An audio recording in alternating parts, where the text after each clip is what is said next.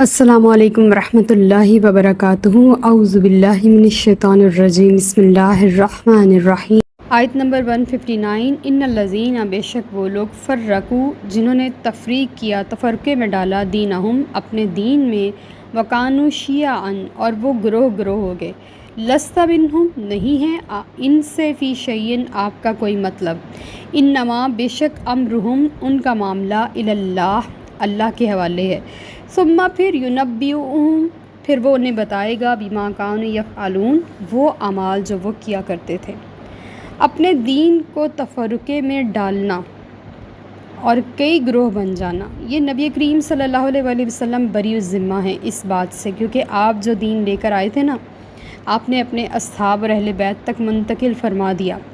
آپ کے اصحاب، خلفائے راشدین، اور پھر آگے سے آگے تبع تابعین اور تابعین، سب نے اسی دین کی آبیاری کی، اسی دین کو پھیلایا اور اسی دین کو پوری کائنات تک، پوری دنیا تک پہنچایا۔ اور اس میں کوئی امینڈمنٹس نہیں تھی، کمی بیشیاں نہیں تھی، تھوڑا بہت اختلاف کسی نہ کسی روایت کے حوالے سے ہوتا تھا، راوی کے حوالے سے ہوتا تھا، لیکن احادیث کے الفاظ پر نہیں ہوتا تھا، اور قرآن کے کسی لفظ پر کسی نے کوئی اعتراض نہیں کیا، کیونکہ وہ حتمی تھا۔ لیکن اس کے بعد یہ آج سے کوئی 100-150 سال پہلے ہی جب دیکھا ان یہود اور ہنود اور سازشی ٹولے نے کہ اسلام تو پھیلتا ہی چلا جا رہا ہے، تو کیوں نہ ان کے اندر سے روح محمدی صلی اللہ علیہ وآلہ وسلم نکال دی جائے۔ تو انہوں نے پھر کوششیں شروع کی، اور یہ ٹولے اور گروہ بندیاں اور دھڑا بندیاں اور اعتراضات کا ایک نیا طوفان اور نیا سلسلہ شروع ہوا، اور آج ہر شخص ایک دوسرے پر شرک، بدعت اور اس طرح کے فتوے لگاتا نظر آ رہا ہے۔ ریزن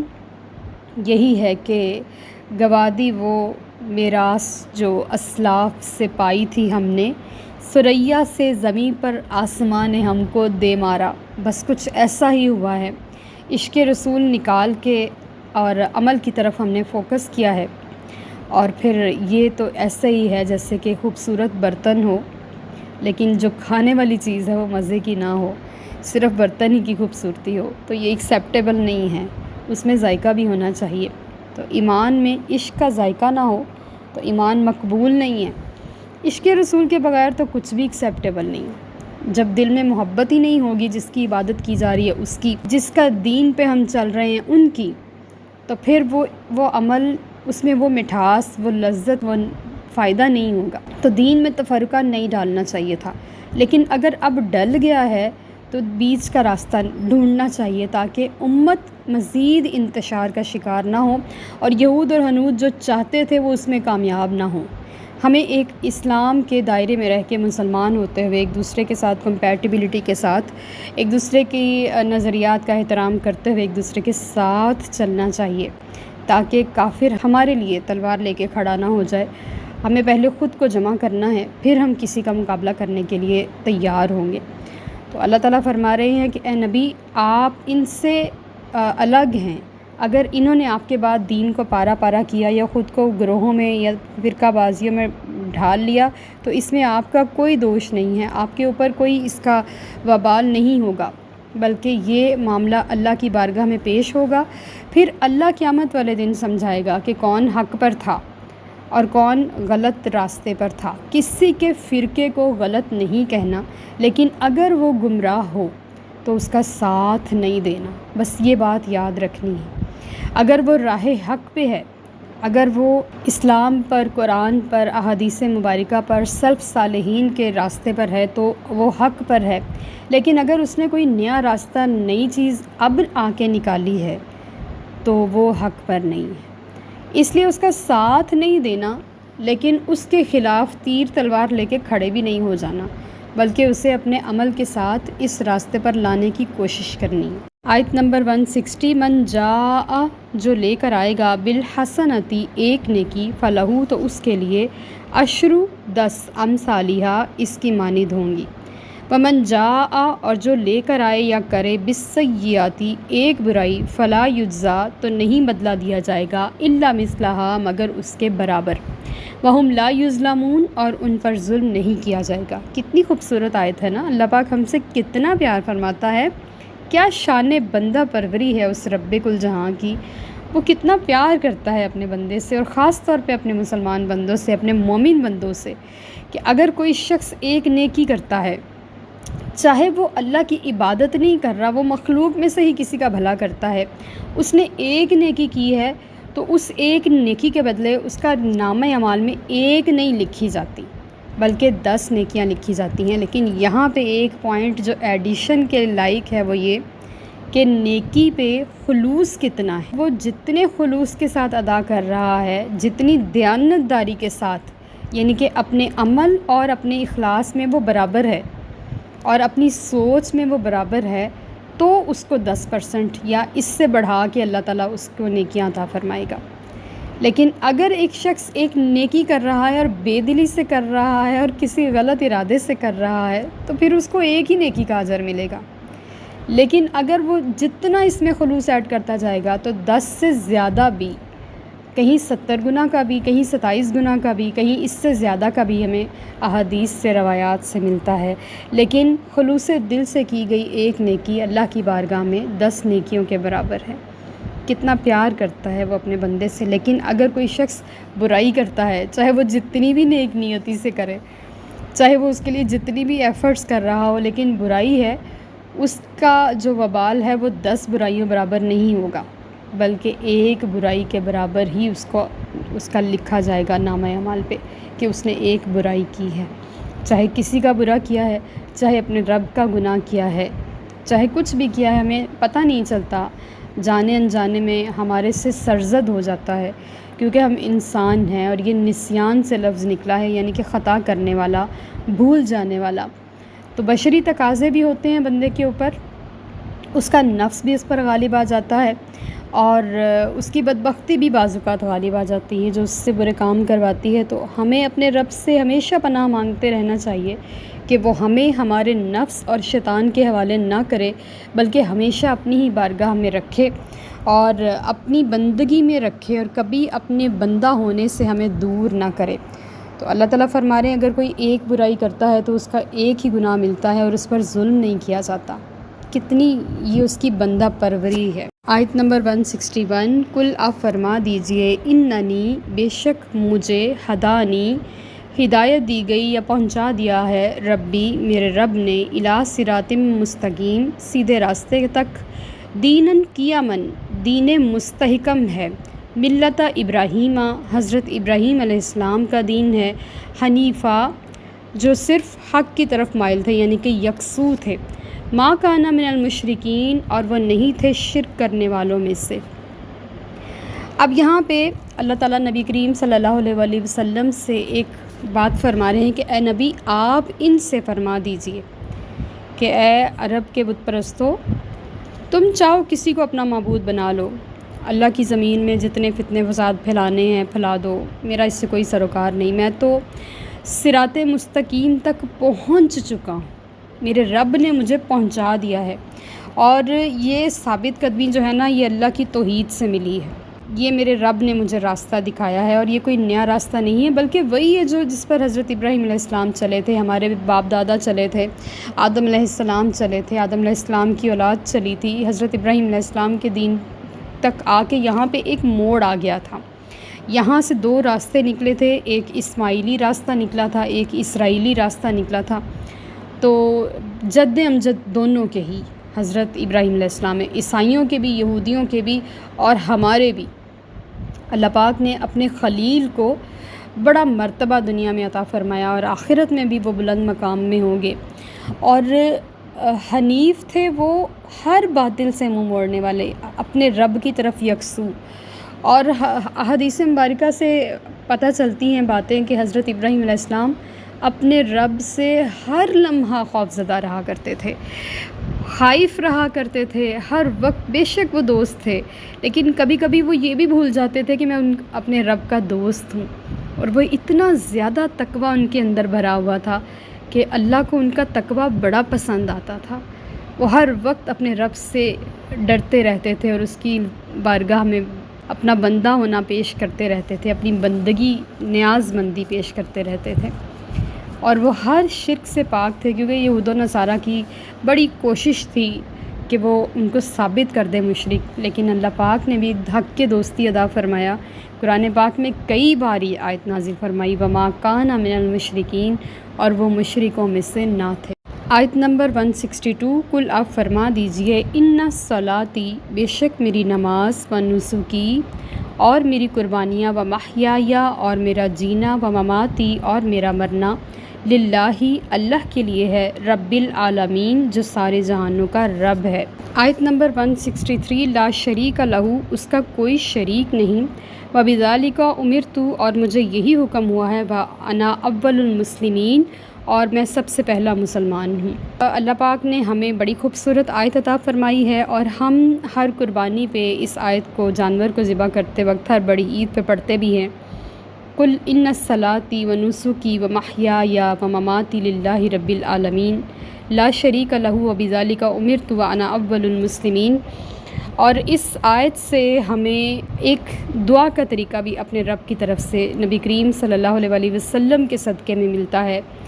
کہ اے نبی، آپ فرما دیجئے کہ میری نماز اور میری قربانیاں اور میرا جینا اور میرا مرنا اللہ کے لیے ہے۔ ہم اپنی زندگی میں لاکھوں کام کرتے ہیں، اور سب سے پہلا جو عمل اللہ کو پسندیدہ ہے اور ہم اس کو ایک دن میں کئی بار انجام دیتے ہیں، وہ صلاۃ ہے، وہ نماز ہے۔ اس میں صلاۃ و سلام بھی ہو سکتا ہے، اور اس میں نماز بھی ہو سکتی ہے۔ اور 5 بار ہم اگر حاضری دیتے ہیں اللہ کے دربار میں، تو 5 بار ہی ہم بلکہ بار بار اپنے محبوب علیہ الصلوۃ والسلام پر نماز ہی میں درود ابراہیمی پیش کرتے ہیں۔ نہ صرف حضرت ابراہیم علیہ السلام پر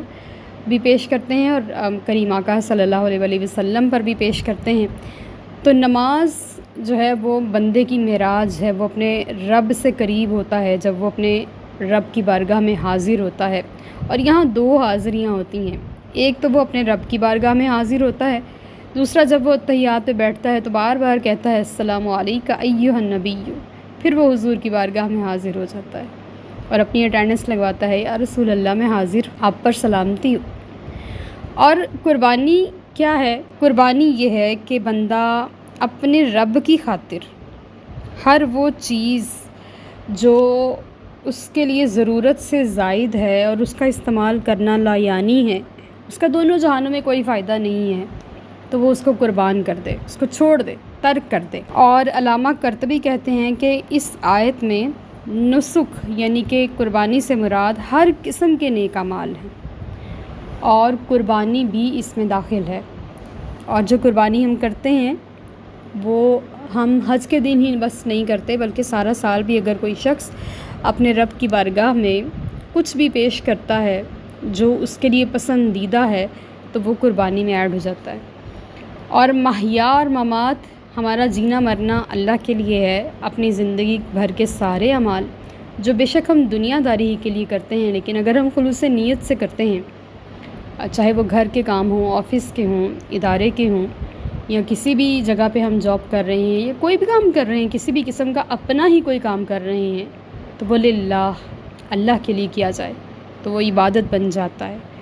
پھر اگر بندہ ساری زندگی اپنے رب کی بارگاہ میں رہتا ہے نا، تو موت بھی اس کے لیے عبادت بن جاتی ہے۔ مماتی للہ، موت بھی اللہ کے لیے ہے جو رب ہے سارے جہانوں کا۔ اور آیت کا اگلا حصہ، اگلی آیت بھی اس کے اندر ہی ایڈ ہے کہ وہ ذات کہ جس کا کوئی شریک نہیں، اور مجھے حکم دیا گیا ہے کہ میں سب سے پہلا مسلمان ہوں۔ یہ بڑی خوبصورت آیت ہے، اور اس کو تھوڑا سا سمجھ کے پڑھنا ہوگا۔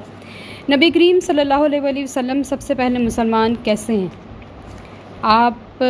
سب سے آخر میں ظاہر ہے، انبیاء کرام اور رسول اعظام میں سب سے آخر میں تشریف لائے ہیں، تو حضور کا سب سے پہلے مسلمان ہونے کا مطلب یہ ہے کہ اپنی امت میں سب سے پہلے آپ اللہ کی وحدانیت پر ایمان لائے تھے، یعنی کہ ہماری امت کے سب سے پہلے مسلمان شخص جو تھے وہ حضور تھے۔ پھر آپ کے بعد آپ کی دعوت سے آپ کی امت مسلمان ہوئی، اور اولیت سے مراد اولیت حقیقیہ بھی ہے، یعنی کہ سب مخلوقات سے پہلے اللہ پاک نے نبی کریم صلی اللہ علیہ وسلم کا نور مبارک پیدا فرمایا تھا، اور اللہ نے اپنے نور سے اپنے محبوب کے نور کی تخلیق فرمائی تھی، اور سب سے پہلے حضور نے اپنے رب کی توحید کی شہادت دی تھی، کیونکہ سب سے پہلی معرفت ہی حضور کو ہوئی تھی۔ اپنے رب کی پہچان، کسی نے سب سے پہلے اپنے رب کو پہچانا تھا تو وہ ہمارے کریم آقا صلی اللہ علیہ وآلہ وسلم تھے۔ اور قتادہ کہتے ہیں کہ حضور اکرم صلی اللہ علیہ وآلہ وسلم نے ارشاد فرمایا کہ میری تخلیق تمام انبیاء سے پہلے ہوئی اور بعثت سب کے بعد ہوئی۔ اور کرطبی کہتے ہیں کہ حضور اکرم صلی اللہ علیہ وسلم کی پیدائش سب مخلوق سے پہلے ہوئی۔ بہت سارے مفسرین انا اول المسلمین کا مطلب یہ لیتے ہیں کہ امت محمدیہ کے اعتبار سے آپ اول المسلمین ہیں، یعنی کہ سب سے پہلے مسلمان ہیں حضور کی امت کے اعتبار سے۔ حدیث مبارکہ ہے، جامع ترمذی کی حدیث ہے، حضور فرماتے ہیں کہ میں اس وقت بھی نبی تھا جب آدم ابھی روح اور جسم کی درمیانی منزلیں طے کر رہے تھے، تو پھر آپ سب سے پہلے مسلمان ہی ہوئے۔ اب اس میں کسی قسم کے شک و شبے کی کوئی گنجائش نہیں رہی کہ آدم علیہ السلام پہلے مسلمان تھے اور حضور آخری مسلمان ہیں۔ تو اب ہم سب کے لیے یہ بات کلیئر ہو گئی ہے کہ نبی کریم صلی اللہ علیہ وآلہ وسلم سے پہلے صرف ان کا رب تھا۔ جب سب کچھ مٹ جائے گا، ختم ہو جائے گا، تب بھی سب سے آخر میں رب ہی رہ جائے گا اور نبی کریم صلی اللہ علیہ وآلہ وسلم کا نور مبارک۔ آیت نمبر 164، کل آپ فرما دیجئے اغیر اللہ، کیا اللہ کے سوا ابغی میں تلاش کروں۔ لفظ کے شروع میں آ گیا ہے تو سمجھ لیں یہ متکلم کا صیغہ ہے، ہماری بات ہو رہی ہے۔ میں تلاش کروں ربن، کوئی رب، وہو رب، حالانکہ وہ رب ہے، کل شیء، ہر چیز کا،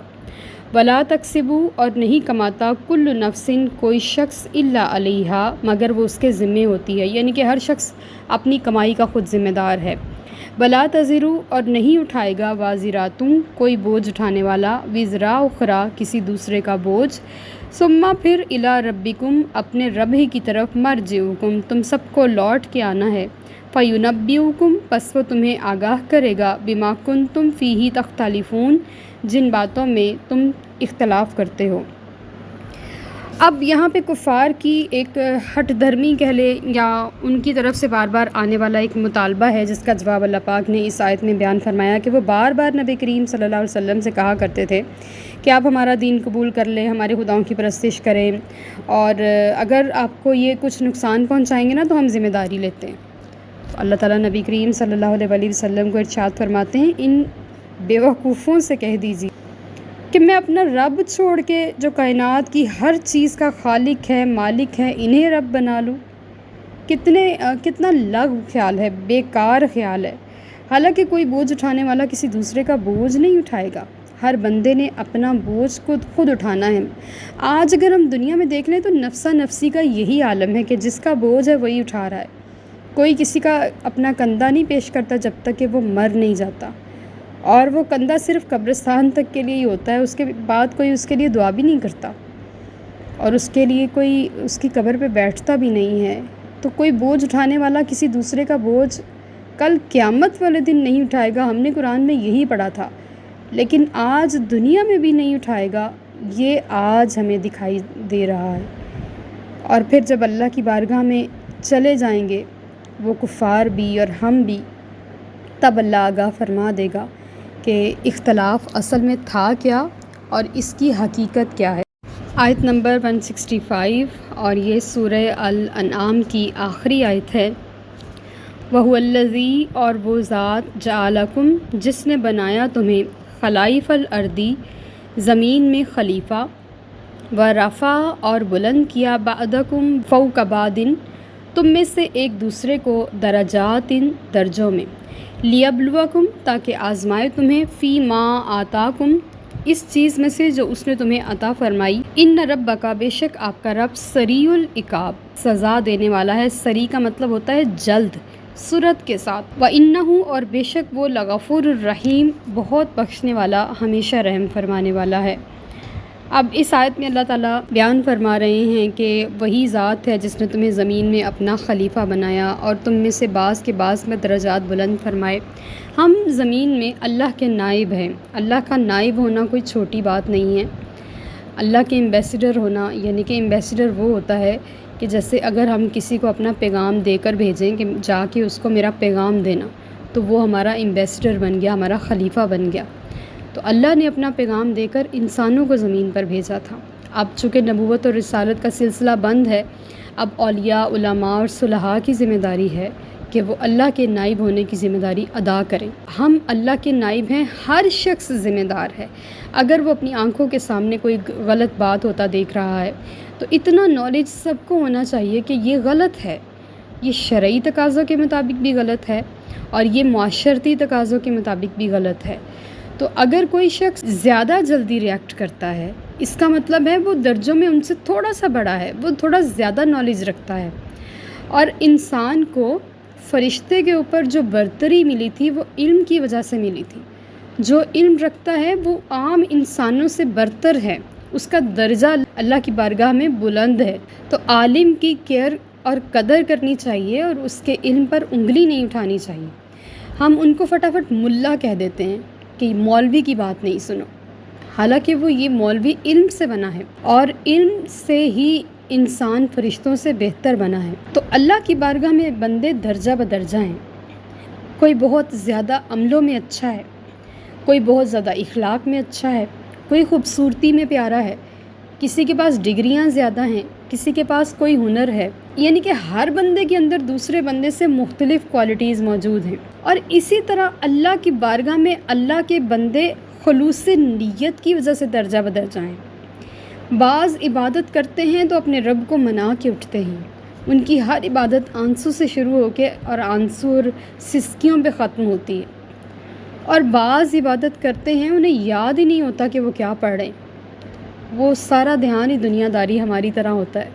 نماز میں بیٹھے ہیں اور پوری نماز پڑھ لی اور سارا کچھ سوچ لی۔ اور اللہ نے لوگوں کے درجے بنائے ہی اس لیے تاکہ آزمائے عمل کے اعتبار سے کون اچھا ہے اور جتنا میں نے ان کو دیا ہے انہوں نے اس کو کتنا استعمال کیا۔ اگر میں نے ان کو علم دیا ہے تو اس کا کتنا اچھا فائدہ اٹھایا ہے، اگر میں نے ان کو کوئی ہنر دیا ہے تو انہوں نے اس سے مخلوق کو کیسے فائدہ پہنچایا ہے، اگر ان میں کوئی ٹیلنٹ ہے تو وہ اس ٹیلنٹ کا کس طرح سے استعمال کر رہے ہیں، اس کو اپنے لیے اور دوسروں کے لیے کتنا فائدہ مند بنا رہے ہیں۔ تو یہ آزمائش بندے کی ہے اگر وہ بلند درجہ ہے تو ہمیں اپنے اندر ڈھونڈنا ہے، تلاش کرنا ہے ہمارے اندر کون سا ٹیلنٹ ہے، کون سی خوبی ہے، ہم نے اس کو اپنے اور دنیا کے استعمال کے لیے لے کے آنا ہے، اس کو دبا کے قبر میں نہیں لے جانا۔ یہ ہماری آزمائش ہو رہی ہے اور اللہ فرما رہے کہ لِیَبْلُوَکُمْ فِیمَا آتَاکُمْ، تاکہ میں آزماؤں کہ تمہیں جو دیا ہے تم نے اس کو کیسے استعمال کیا۔ ہر ایک کے پاس اللہ نے ہاتھ، پاؤں، دماغ، صلاحیتیں سب عطا فرمایا ہے، تو اب اس کا ٹیلنٹ جو ہے نا وہ استعمال کرنے کا وقت ہے۔ اور اللہ بڑی تیزی سے حساب لینے والا ہے اور سخت سزا دینے والا ہے، اور وہ بہت بخشنے والا، بڑا رحم فرمانے والا بھی ہے، اور وہ اپنے بندوں کا سہارا ہے اور وہ بڑا مددگار ہے۔ اور اس سے التجا کرتے ہیں آج سورہ الانعام کے اختتام پر، جب وہ کہتا ہے کہ وہ غفور الرحیم ہے، تو وہ ہمارے گناہوں سے صرف نظر فرما کے ہماری نیکیوں کو قبول فرمائے اور ہمارے گناہوں کو، بدکاریوں کو، بدعمالیوں کو، خطاؤں کو، جرموں کو معاف فرمائے۔ بے شک وہ بہت رحم فرمانے والا ہے، وہ اپنی رحمت کے ساتھ ہماری طرف توجہ فرمائے، آمین۔ اور ہماری یہ سورت پڑھنا اور یہ کلام الہی پڑھنا اپنے دربار میں قبول فرمائے اور اس کو ہمارے لیے صدقہ جاریہ بنائے، آمین۔ وما علینا الا البلاغ المبین۔ چینل کو سبسکرائب کرتے رہیں، اس کو شیئر بھی کرتے رہیں تاکہ دین کی باتیں زیادہ لوگوں تک پہنچ سکیں۔